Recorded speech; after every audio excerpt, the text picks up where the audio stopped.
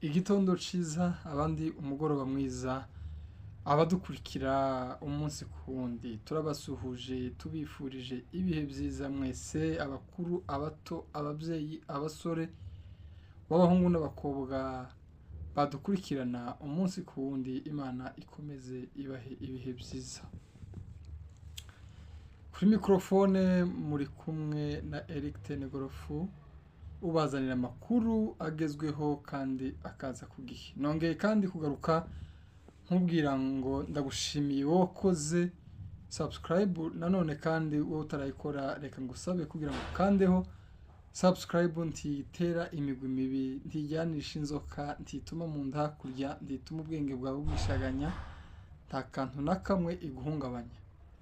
Nuyikora wowe ubona ukoze akantu gatoya ariko mu by'ukuri ubu tugiriye neza, ubu dushigikiye kandi ntaco utakaza ku ruhande rwawe. Uyu munsi ni tariki 2 z'ukwezi kwa kane umwaka w'ibihumbi 2025.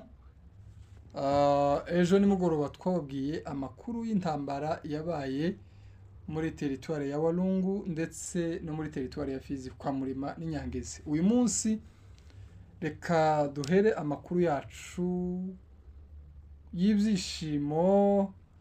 Aya ni amakuru tuvuga twishimye yabereye hariya muri Minembwe ku bintu byiza Imana yakoreye abaturage bo mu Minembwe. Hari haciye igihe kigera ku kwezi kurenga hafi amezi 2 abaturage bo mu Minembwe barya ibiryo by'ibijavu niko tubyita, cyangwa se ibiryo bitarimo umunyu kubera impamvu zo kubura inzira y'ihaho cyangwa se inzira ibageza ku masoko acuruza umunyu, ndetse nanone iyo minsi yose bari bayimaze badafite amasabune. Kandi murumva ibyo bintu byombi mu buzima ni ibintu by'agaciro ku kiremwa muntu. Uyu munsi rero umunyu ukaba uri mu Minembwe, abaturage bo mu Minembwe bakaba babonye umunyu, amasabune akaba yabonetse. Ibaze aho byavuye. Aho niho dushaka kukubwira. Rero dukurikire tube hafi kugira ngo tukubwire aho ibyo bintu byavuye.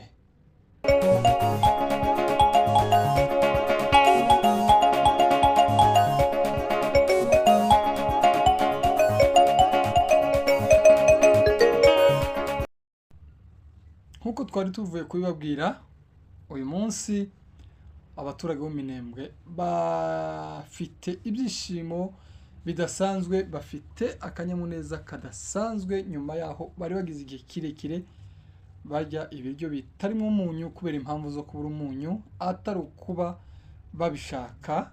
Kuva babaho, kuva baremwa, niyo minsi mibi babonye yo kutarya umunyu, nta bundi bigeze babaho batarya umunyu. Amakuru twahawe na bagenzi bacu bari mu Minembwe muri teritwari ya Fizi, aho ni muri Kivu y'Amajepfo, batubwiye yuko bagiriwe amahirwe, Imana yumvishe gusenga kwabo mu gihe ababyeyi abakomeje gusenga Imana, abashoboye bari bagize igihe basenga babwira Imana ngo Mana dutabare kubera impamvu z'uko ibiryo byari bimaze kunanira benshi. Tekereza nawe kuguheza ibiryo bitarimo umunyu, ibishimbo bitarimo umunyu, igishoma kitarimo umunyu, inyama itarimo umunyu, ntushobora kubijya. Buriya ibiryo biryoshwa n'umunyu, nta biryo biza biryoha bibaho usibye imbuto. Kuri uburyohe bw'ibiryo byose aho biva bikaja, zaba inyama zaba imboga izo arizo zose, byaba ibiryo ibyo aribyo byose biryoshwa n'umunyu. Nyuma yaho imigwano yari igize igihe ibera hariya muri Minembwe, inzira zarabuze zo kumanuka hariya kwa Murima. Kwa Murima niho hari isoko babonagamo umunyu. Abaturage bo kwa Murima bakazamuka bakajana umunyu mu Minembwe. Abandi bavuye mu Minembwe barimo amoko y'Abashi n'Abafurero, murabizi ko aribo bari basigaye bagera hariya. Uwitwa Umunyamurenge ntiyari yemerewe kugera kwa Murima kubera impamvu z'uko yaremwe. Ariko nanone nyuma y'aho izo ntambara zari zimaze kuba nyinshi, n'aba bandi bavuga gwa rurimi bareba amazuru magufi bemerewe kuhagera, batari Abanyamurenge batavuga ikinyamurenge cyangwa se ikinyarwanda, ntabwo bari bagifite amahirwe yo kuhagera. nyuma yaho iyo mirwano yabaye myinshi ndetse kugeza aho FARDC yahunze muri Minembwe irashwe n'intare cyangwa se amadubu, byarakomeye, abaturage babura umunyu, barasitaragoringa mu buryo butandukanye. Igikomeye kandi babura n'amasabune, babura umunyu, babura n'amasabune, ku buryo kumesa byari bisigaye bigora. Ibaze kumesa umwambaro cyangwa se umwenda udafite isabune, twabyitaga ngo ni ugutumbika, ihuzu iracuya ntiyere ntiyongere kugira ishusho yayo. Iki gihe kiresha gutyo rero bari babaye muri ubwo buzima bwo kubura isabune yo koga, umuntu akoga nta sabune. Abamama bafite abana bakagenda bagafura imirembe, murabizi imirembe hariya niyo bakoresha, nta pampers ziba hariya mu gace ka Minembwe, kuvuga ngo bagende bafure imirembe n'utwenda bafatiramo abana bato, imirembe, imyenda y'abana, imyenda y'abantu bakuru, yose cari ikibazo kugira ngo bayifure cyangwa se bayimeseyere. Ariko uyu munsi tuvugana amasabune yarahageze n'imyunyu, batangiye kurya, batangiye koga neza, batangiye kumesa, imyenda yabo yatangiye kwera. Aho byavuye rero muri iki cyumweru gishize nibwo indege yavuye Bukavu iraza ija mu Minembwe iritura, nyuma y'uko leta ya Kongo yari imaze gusenya ikibuga c'indege ndetse n'ibindi bikorwa remezo muri Minembwe. Iyo ndege yaraje iritura isanga abaturage bo Minembwe barahatabye, batunganya ikibuga c'indege. Umugambi wa leta gusenya kiriya kibuga c'indege, abaturage bo Minembwe twaganiriye nabo babashe kutubwira ko leta ya Kongo yakoze biriya bintu kugira ngo ubutabazi ubwo aribwo bwose bw'abaturage bo Minembwe butazongera kubona inzira. Bari bamaze kwica iriya nzira yo kwa Murima, bashiramo abasirikare n'abanyazi na Mayimayi Wazalendo kugira ngo abaturage bo Minembwe bagire ikibazo. Nyuma yaho bari bamaze gutsindwa n'intambara y'urugamba, bamaze kuva muri Minembwe, ibitero byabo bimaze gusa nkaho bicitse intege, babonye nta yindi nzira, baravuga ati reka dufunge inzira yo hasi, nta muturage wo Minembwe uzongera kugera kwa Murima ngo abone umunyu cyangwa isabune.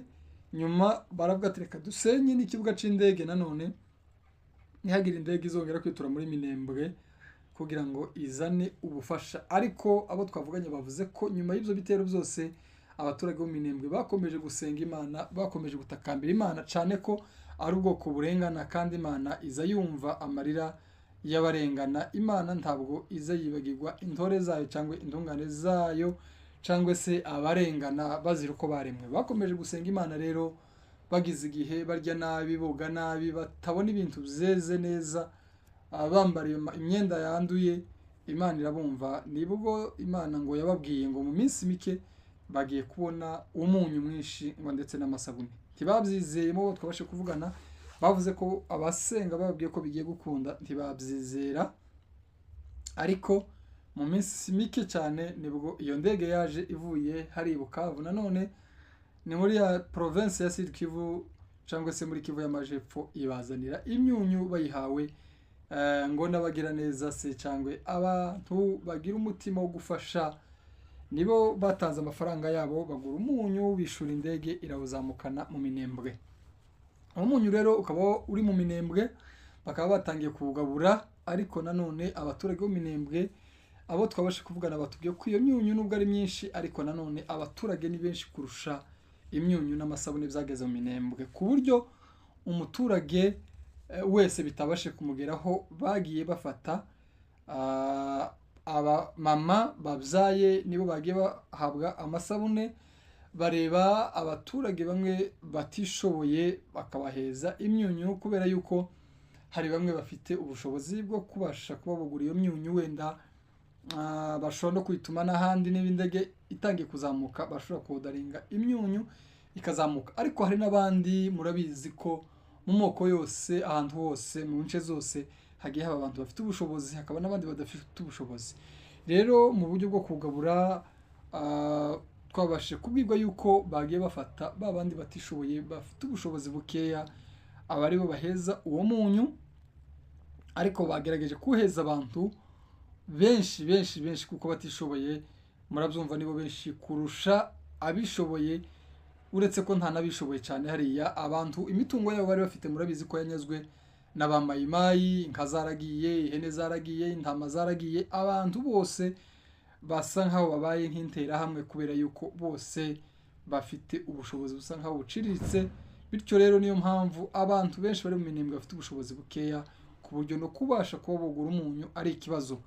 Abo twavuganye rero bakaba bashimye cyane, bashimira abaterankunga, abantu b'imitima myiza babashe gutekereza ku baturage bo mu minembwe uyu munsi, bakaba babashe kubona umunyu, nubwo umunyu utabasha kugera kuri bose, ariko uzashirana. Abanyamurenge ni abantu bagira ubumwe n'urukundo rwinshi cyane, ntawe uzabura umunyu mugenzi we awufite. Abo uzashirana mbere bazaza begera bagenzi babo kugira ngo bakomeze basaranganye cyangwa se bagerageze kugabana, kugira ngo abana batabasha kugira ikibazo cy'imirire mibi, kuko n'ubundi urumva byari biteganyijwe ko nyuma y'igihe bizagaragara yuko imirire mibi igaragara mu bantu, kubera yuko urumva bari ko barya nabi, kurya ibiryo bitari nk'umunyu, nta mirire mibi iruta iyo ngiyo. Uko niko bimeze rero uyu munsi, amasabune arahari, umunyu wabonetse muri Minembwe, bafite ibyishimo bidasanzwe. Hanyuma rero reka dusoreze inkuru yacu nanone kuri iriya mirwano yabaye hariya muri bariya abaturage bateje ibyago agace ka Minembwe. Abaturage bo kwa Murima, Ababembe, Abafurero, Abanyintu bari batuye hariya, ndetse na FDLR bo bari babayeho mu buryo bumva bashaka. Bahoraga bazamuka bakagenda bagatera, bakanyaga ibintu, bagacuruza ibyabo. Bari bafite amaduka akomeye hariya, mbese ubuzima bwabo bwari ubuzima busanzwe budafite ikibazo. Bagatera, bakamanuka, bakarya, bagashira akaguru kandi. Ariko rero abo twavuganye cyangwa se abo twabanje kuvugana uyu munsi, batubwiye yuko iriya ntambara yabaye ejo yabashe kubakoraho. Uyu munsi bari ko biruka batareba inyuma n'imbere, nta kureba ngo hari uruzi hari iki, bari ko bavogera inzuzi, ngo bari ko bavogera ikiziba kubera ubwoba. Abo twavuganye rero bari muri kariya gace batubwiye yuko intambara yabaye ejo yari petikeri, kugira ngo babwire bariya babembese cyangwa bariya bagira nabi yuko umunsi ni umunsi, bitegure ibitero bikomeye bigiye kuzaza bigabwa hariya kuri bo, kugira ngo nabo babashe kumenya yuko abo bagiye bahohotera inshuro nyinshi ari abagabo. Murabizi ubushize General